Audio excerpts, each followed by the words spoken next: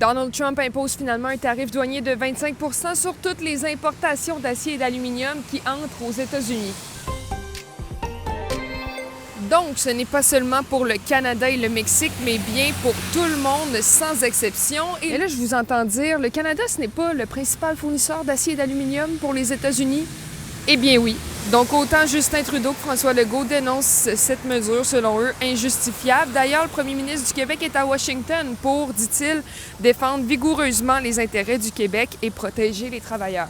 Donc, ça va être très difficile pour les Américains de se passer de l'aluminium québécois, d'autant plus s'ils veulent se distancer de l'économie chinoise puis de la production chinoise. Alors, les alternatives ne seront pas infinies. Nous, on pense que, franchement, on est en bonne position pour faire en sorte de résister. Cette mesure de tarif sur l'acier et l'aluminium doit entrer en vigueur le 12 mars prochain, selon la Maison-Blanche.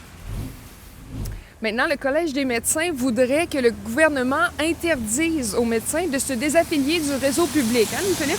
Avec le projet de loi 83, le gouvernement souhaite obliger notamment les médecins à travailler au minimum 5 ans dans le réseau public. Le Collège des médecins croit qu'on devrait les obliger pour toute leur carrière.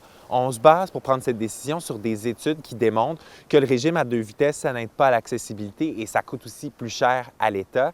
Le Québec fait partie des 5 provinces où c'est permis pour les médecins de passer d'un régime public à un régime privé.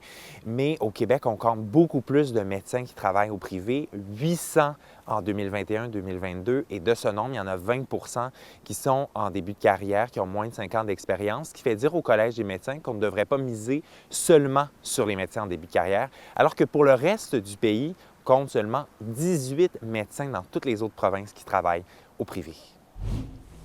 Je termine en vous mentionnant que les cols bleus de la Ville de Québec déclencheront une nouvelle grève à partir du 20 février. Des discussions sont d'ailleurs en cours pour savoir quels services essentiels devront être offerts pendant la durée de la grève et on vous tiendra bien évidemment informés. Bon mardi tout le monde!